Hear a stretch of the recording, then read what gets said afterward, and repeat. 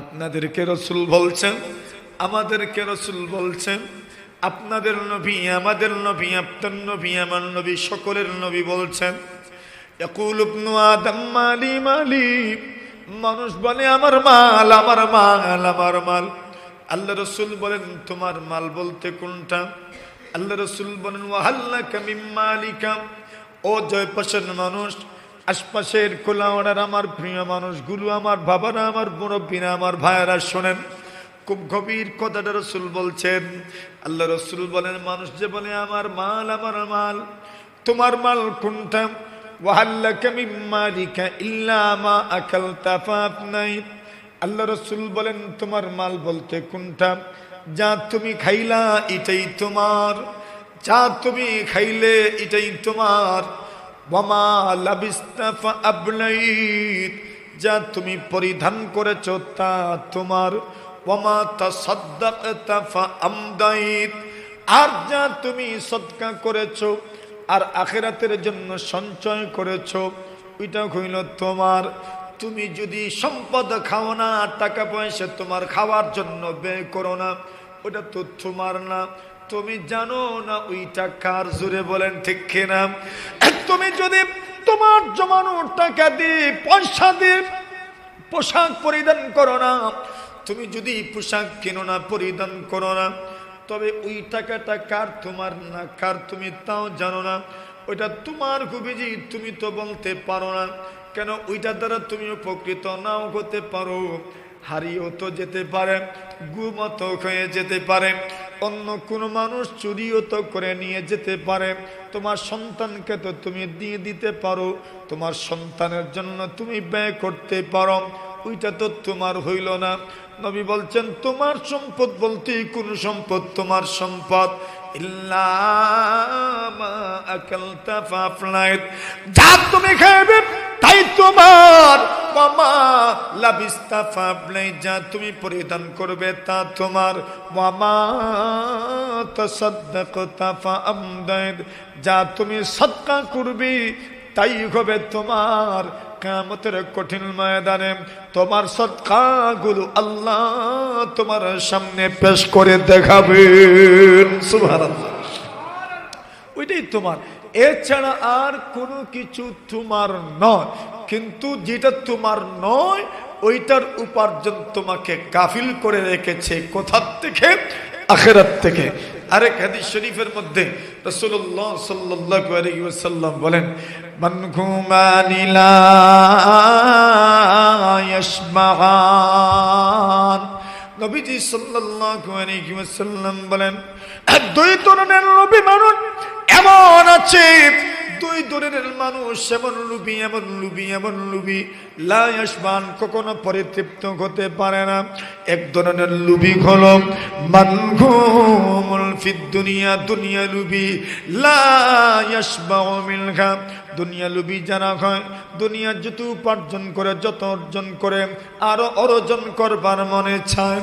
দুই নম্বর লোভী হচ্ছে ইলমের লোভী, যত ইলম অর্জন করে, যত জ্ঞান অর্জন করে, আরো জ্ঞান অর্জন করবার তার মনে চায়। নবীজি সাল্লাল্লাহু আলাইহি ওয়াসাল্লাম বলেন এই দুই ধরনের লোভী দুনিয়াতে আছে। এক ধরনের লোভী দুনিয়া লোভী, দুনিয়া যত পায় আরো পাইবার মনে চান। এবার আল্লাহ তাআলা বলছেন মানুষ দুনিয়া লোভী, দুনিয়ার লোভ, দুনিয়ার আকাঙ্ক্ষা, দুনিয়ার আকাঙ্ক্ষা, অধিক লাভের আকাঙ্ক্ষা মানুষকে আখিরাত থেকে গাফিল করেছে। কিভাবে গাফিল করেছে? আখিরাত নিয়ে চিন্তা করার তার কোনো সুযোগ নাই।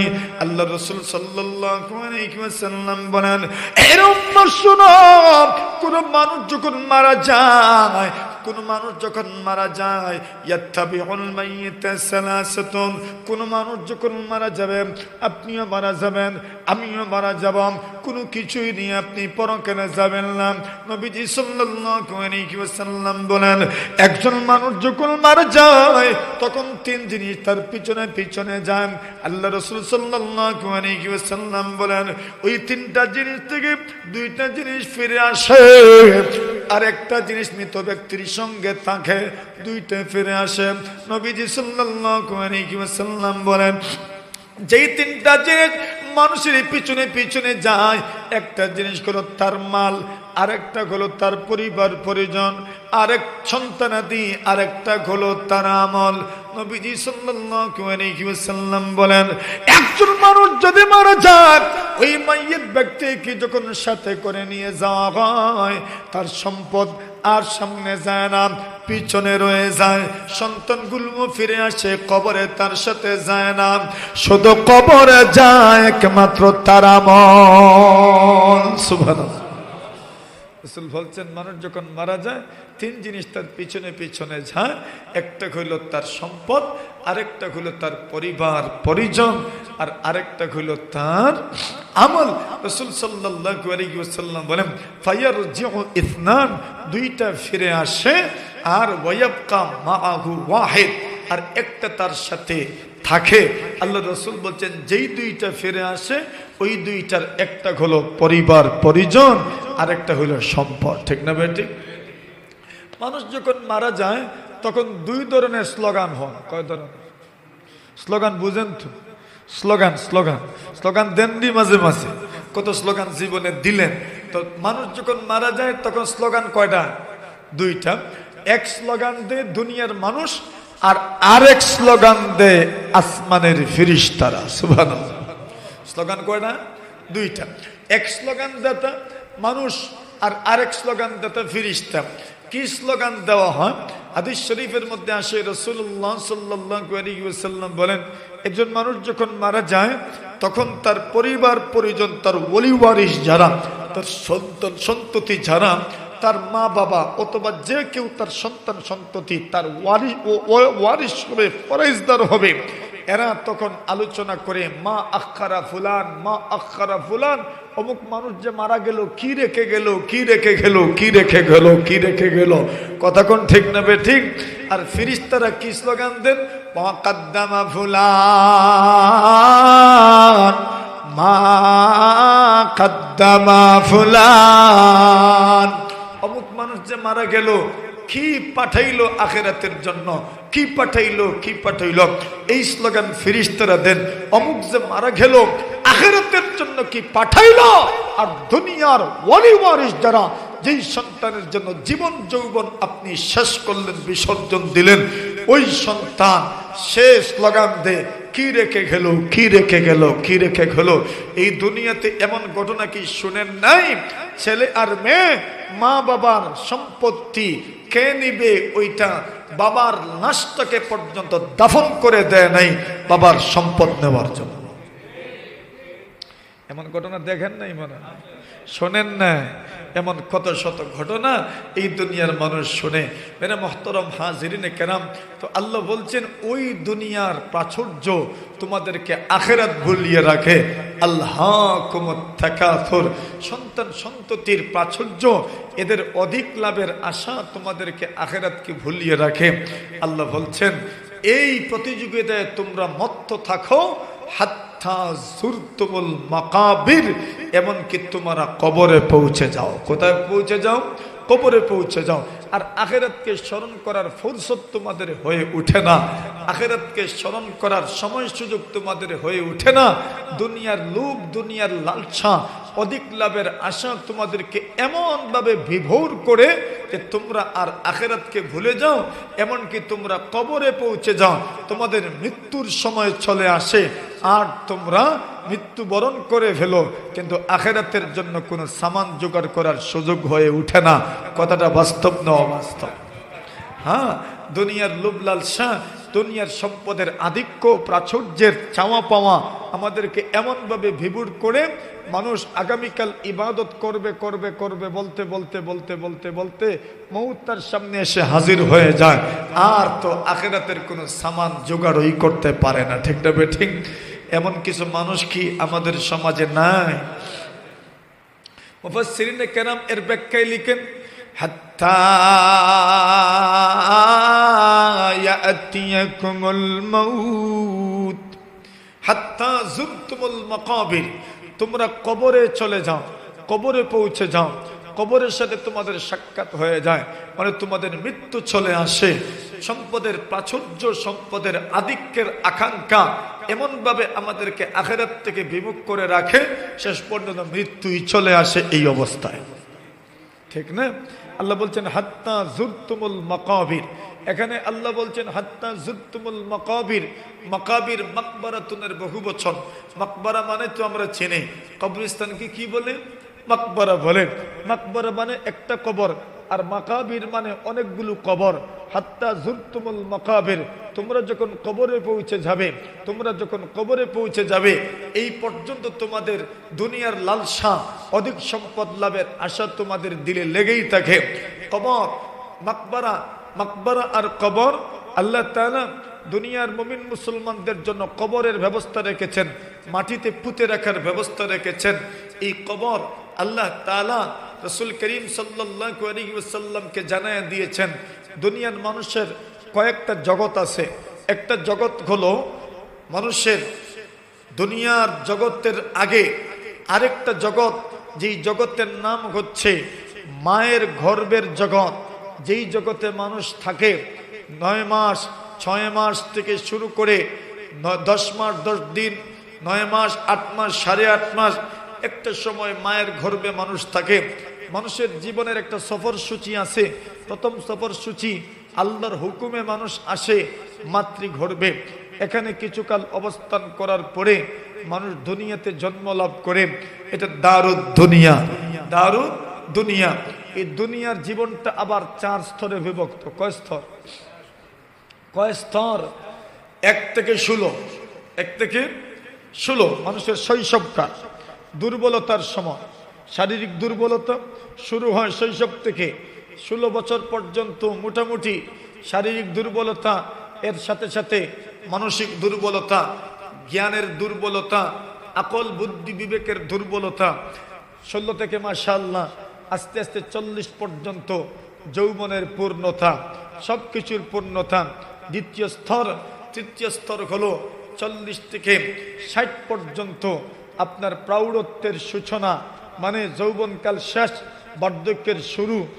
আর 60-এর পর থেকে 70 পর্যন্ত যত সামনে যাবেন, তখন বৃদ্ধকালের, বার্ধক্যকালের দুর্বলতা মানুষকে গ্রাস করে। এটা হলো মানুষের দুনিয়ার জীবন। এই দুনিয়ার জীবনের শেষ আছে না নাই? নাকি এটা এখানে থাকবেন সারা জীবন? না যেতে হবে? যেতে হবে। 2 নম্বর জীবন। 3 নম্বর জীবন বরজখের জীবন, কবরের জীবন। কোন জীবন? কবরের জীবন। কবরের জীবনটা কেমন জীবন? আল্লাহ পরবর্তীকারে আলম কোরআনে মাজিদের মধ্যে বলেন, ওয়া মিন ওয়ারাইহিম বারযাখুন ইলা ইয়াউমি ইউবআসুন। আল্লাহ বলেন, মানুষ যখন মারা যাবে, মারা যাওয়ার পরে কিয়ামত দিবস পর্যন্ত একটা পর্দার পিছনে তাদেরকে রাখা হয়। এদের সামনে পর্দা দিয়ে দেওয়া হয়, পর্দার পিছনে তাদেরকে রাখা হয়। যে জগৎটাকে বলা হয় কবর জগৎ। কবর জগৎটা কেমনে বুঝাই? কবর জগৎ মানব জাতির জীবনের সর্বশেষ ঠিকানা নয়, এরপরেও ঠিকানা রয়ে গেছে, এরপরেও জীবন রয়ে গেছে।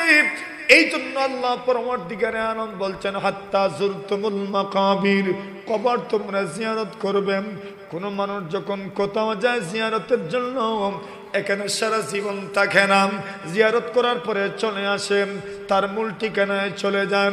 এই দুনিয়ার জগতেও আপনি যখন কবর জিয়ারতে যাবেন, কবরের পাশে কেউ চিরদিন থাকে না, বরং তার বাড়িতে চলে আসেন। বোঝা গেল কবর জিয়ারতের জন্য গেছেন, মূল ঠিকানা হলো দুনিয়ার তার বাড়ি। যদিও মূল ঠিকানা তার আখিরাতের ঘর, ওইটা হলো তার মূল ঠিকানা। কিন্তু দুনিয়াতেও জিয়ারতের জন্য যেখানে যান, ওইখানে সব সময় থাকে না, চলে আসেন। আল্লাহ বলেন, হাত্তা যুরতুমুল মাকাবির, তোমরা কবরে পৌঁছে যাবে। কিন্তু মনে রাখো, কবর তোমাদের শেষ ঠিকানা নয়, কবরের পরেও ঠিকানা আছে। কবর জিয়ারত মানে কবরে কেউ চিরদিন থাকবে না, কবরে কিছুকাল অবস্থানের পরে মূল ঠিকানার দিকে আপনি প্রত্যাবর্তন করবেন, মূল ঠিকানার দিকে আপনি চলে যাবেন। কবরের অবস্থানটা উলামায়ে কেরাম বলেন ওয়েটিং রুমের মতো, মানে পর্দার আড়ালের যাত্রী বিশ্রামাগারের মতো। যাত্রীদের বিশ্রাম করার জন্য যে রুম দেওয়া হয়, ওই রুমে যাত্রী যতদিন অবস্থান করে, পরকালের যাত্রী কবরেও ততদিন অবস্থান করে। সুবহানাল্লাহ। আপনি সফর করছেন, আপনি যাবেন লন্ডন অথবা হিথ্রো এয়ারপোর্টে নামবেন, অথবা আপনি জ্যামাইকা যাবেন, নিউ ইয়র্ক যাবেন, আপনি আমেরিকা যাবেন, বা বিশ্বের যে কোনো কোথাও যাবেন। এখন আপনি বিমানবন্দরে যাওয়ার পরে আপনাকে সেখানে বসার জায়গা দেওয়া হলো, বিশ্রামাগার দেওয়া হলো, ওইটাই শেষ ঠিকানা, আর সামনে যাবেন। তো এখানে যে বসলেন ওইটা কি? Waiting room. এখানে অবস্থান করবেন, অপেক্ষা করবেন, মূল ঠিকানায় যাওয়ার জন্য আপনাকে এখানে অপেক্ষা করতে হচ্ছে। কবর জগৎ ওয়েটিং রুম। জোরে বলেন সুবহানাল্লাহ। আল্লাহ বলছেন হাত্তা যুরতুমুল মাকাবির, কবর হচ্ছে ওয়েটিং রুম। এখানে সামান্যকাল অবস্থান করবেন, মূল ঠিকানায় যাওয়ার জন্য এখানে সামান্যকাল অবস্থান। তো ওয়েটিং রুমেও তো আপনার কষ্ট আছে, সুখও আছে, দুঃখও আছে না নাই? জোরে কোন? ওয়েটিং রুমে কি মশা কামড় দেয় না? মশা কামড় তো দেয়। সুতরাং ওয়েটিং রুমেও কষ্ট আছে, সুখও আছে, দুঃখও আছে। কবরেও আযাবও আছে, সুখও আছে না নাই? কবরে আযাবও আছে, কবরে নিয়ামতও আছে, কবরে আযাবও আছে, কবরে নিয়ামতও আছে। তো আল্লাহ বলছেন হাত্তা যুরতুমুল মাকাবির, তোমরা কবরে চলে যাও, কবরে পৌঁছে যাও। দুনিয়ার প্রাচুর্য, সম্পদের প্রাচুর্য, অধিক সম্পদ লাভের আশা তোমাদেরকে আখিরাত থেকে এমনভাবে গাফিল করে রাখে যে তোমরা আখিরাতকে এমনভাবে ভুলে যাও, কবরে পৌঁছে যাও। হাত্তা যুরতুমুল মাকাবির ফাওয়াসালতুম ইলাল মাকাবির ওয়াসিরতুম মিন আহলিহা, তোমরা কবরে পৌঁছে যাও আর কবরের বাসিন্দা তোমরা হয়ে যাও। এই পর্যন্ত তোমরা দুনিয়াতে এমনভাবে গাফেল থাকো যে আখিরাতের চিন্তা ভাবনা করার সুযোগই থাকে না। সব মানুষকেই কবরস্থ হতে হবে। নবী আকরাম সাল্লাল্লাহু আলাইহি ওয়াসাল্লাম বলেন কবরই শেষ ঠিকানা নয়, আল কবরু আউয়ালু মানজিলিম মিন মানাজিলিল আখিরাহ। আল্লাহ রাসূল বলছেন কবর হচ্ছে আখিরাতের ঘাটির প্রথম ঘাটি। আখিরাতের ঘাটির প্রথম ঘাটি। আখিরাতে যতগুলো ঘাট আছে, আখিরাতে যতগুলো পয়েন্ট আছে, সেই পয়েন্টগুলোর প্রথম পয়েন্ট কোনটা? কবর। আল্লাহ রসুল, খুব মনোযোগ দিয়ে শুনিয়েন আল্লাহ রসুল কি বলছেন। আপনার রসুল, আমার রসুল, আপনার নবী, আমার নবী, আমাদের সকলের রসুল, সকলের নবী, সকলের আমাদের ভালোবাসার মানুষ বলে যাচ্ছেন, ও উম্মত ফাইন্না যা মিনহু, কোনো মানুষ যদি কবরের ঘাট থেকে নিষ্কৃতি পেয়ে যায়, কোনো মানুষ যদি কবরের ঘাট থেকে নাজাত পেয়ে যায়, ফামা বাদাহু আইসারু মিনহু, আল্লাহ রাসূল বলছেন বাকি ঘাটগুলো তার জন্য এর চাইতে আরো সহজ হয়ে যায়। ফাইল্লাম ইয়ানজু, নবীজি সাল্লাল্লাহু আলাইহি ওয়াসাল্লাম বলেন ফাইল্লাম ইয়ানজু মিনহু, এর উম্মত কোন মানুষ যদি কবর থেকে রেহাই পায় না, কবর থেকে যদি নিষ্কৃতি পায় না, কবর যদি আযাবের সম্মুখীন হয়ে যায়, কবর যদি তাকে চাপ দিয়ে দেয়, আল্লাহ রাসূল সাল্লাল্লাহু আলাইহি ওয়াসাল্লাম বলেন ফামা বাদাহু আশাদ্দু মিনহু, আল্লাহ রাসূল সাল্লাল্লাহু আলাইহি ওয়াসাল্লাম বলেন কবরে যদি নাজাত পায় না, কবরের আযাব থেকে যদি বাঁচতে পারে না, কবর থেকে যদি নিষ্কৃতি পায় না, কবরের যদি এই ফিতনা থেকে সে মুক্তি না হতে পারে, নবীজি সাল্লাল্লাহু আলাইহি ওয়াসাল্লাম বলেন পরের বিষয়গুলো আরো কঠিন হয়ে যাবে, আরো কঠিন হয়ে যাবে। আমার মহতরম হাজিরিনে কেরাম, এই জন্য আল্লাহ পরওয়ারদিগারে আলম বলেন তুমি মৃত্যুর আগে আগে কবরের সামান জোগাড় করো। নবীজি সাল্লাল্লাহু আলাইহি ওয়াসাল্লাম বলেন এর উম্মত, মৌতের চাইতে এবং কবরের দৃশ্যের চাইতে ভয়ঙ্কর কোন দৃশ্য হইতে পারে না। কবরের দৃশ্যগুলো এত ভয়ঙ্কর দৃশ্য, কবরের দৃশ্যের চাইতে এত ভয়ঙ্কর আর কোন দৃশ্য হইতে পারে না। আল্লাহ রাসূল সাল্লাল্লাহু আলাইহি ওয়াসাল্লাম বলেন কবরের আযাব এমন ভাবে সত্য, এমন ভাবে সত্য। রাসূলুল্লাহ সাল্লাল্লাহু আলাইহি ওয়াসাল্লাম বলেন মানুষ যখন মারা যায়, মারা যাওয়ার পরে রাসূলুল্লাহ সাল্লাল্লাহু আলাইহি ওয়াসাল্লাম বলেন কবরে যখন ঢুকবে প্রশ্নগুলো করা কবি উত্তর দিতে পারবে না। আল্লাহ রাসূল সাল্লাল্লাহু আলাইহি ওয়াসাল্লাম বলেন ওজুরিবা বিমাতারিকা মিন হাদিদ, বড় বড় লোহার হাতুড়ি দিয়ে তাকে পিটানো হবে। লাউজুরিবা বিগাল জামান লাসারা তুরাবা, আল্লাহ রাসূল বলেন এত বড় হাতুড়ি, এত বড় হাতুড়ি, ওই হাতুড়ি দিয়ে যদি পাহাড়ে আঘাত করা হতো পাহাড়গুলো দোলার মতো উড়ে যেত। এত বড় হাতুড়ি দিয়ে কবরস্থানে ওই ব্যক্তিকে আযাব দেওয়া হবে। ফেরেশতারা আঘাত করতে থাকবেন। কেন আঘাত করবেন? ওই ব্যক্তি ইমানদার ছিল না অথবা গুনাহগার ছিল, এই জন্য তার কবরে আযাব দেওয়া হবে। আল্লাহ রাসূল সাল্লাল্লাহু আলাইহি ওয়াসাল্লাম বলেন, এরে উম্মত, যখন তাকে আযাব দেওয়া হবে, আঘাত করা হবে, ইয়াসিহু সাইহাতান, আল্লাহ রাসূল বলেন এত জোরে জোরে চিৎকার করবে। আল্লাহ রাসূল সাল্লাল্লাহু আলাইহি ওয়াসাল্লাম বলেন, ইসমাউহা মাইয়ালিহি গায়রুস সাকালাইন, নবীজি বলেন ওই কবরস্থানের পাশে জিন্নাত এবং মানুষ ছাড়া যারা থাকবে এরা ওই কবরস্থ ব্যক্তির আওয়াজ শুনতে পায়। জোরে বলেন নাউজুবিল্লাহ। শুধু শুধু মানুষ আর জিন্নাত যদি তার আওয়াজটা শুনতে পারে না। আসেন আল্লাহ এইবার বলছেন, আল্লাহুম্মা তাকাসুর, এর মানব জাতি দুনিয়ার সম্পদের প্রাচুর্য, অধিক লাভের আশা তোমাদেরকে আখিরাত থেকে গাফিল করে রেখেছে। হাত্তা যুরতুমুল মাকাবির, এমনকি কবরে যাওয়া পর্যন্ত দুনিয়া নিয়ে চিন্তা করার তোমাদের ফুরসত হয় না। আল্লাহ বলেন, কাল্লা সাওফা তা'লামুন, আল্লাহ বলেন কখনোই না, কখনোই না, কখনোই না, হতেই পারে না, এটা উচিত নয়, উচিত নয়। সাওফা তা'লামুন, শীঘ্রই তোমরা জানতে পারবে, অচিরেই তোমরা জানতে পারবে, অচিরেই তোমরা জানতে পারবে। দুনিয়ার সম্পদের প্রাচুর্যের জন্য, দুনিয়ার সম্পদ অধিকারে লাভের জন্য তোমরা যেভাবে আখিরাত থেকে গাফিল হয়েছিলে, ওই বিষয়টা তোমাদের জন্য উচিত হয় নাই, ওই বিষয়টা তোমাদের জন্য সমীচীন হয়ে নাই। অচিরেই তোমরা জানতে পারবে, অচিরেই তোমরা জানতে পারবে। দুনিয়ার সম্পদের লোভে প্রাচুর্যের মুখে পড়ে অধিক লাভের আশায় তোমরা যে আখিরাতকে ভুলে গিয়েছিলে, ওইটাতে তোমাদের জন্য উচিত ছিল না, ওইটাতে তোমাদের জন্য উচিত হয় নাই, ওইটা তোমরা অচিরেই শীঘ্রই জানতে পারবে। সুবহানাল্লাহ।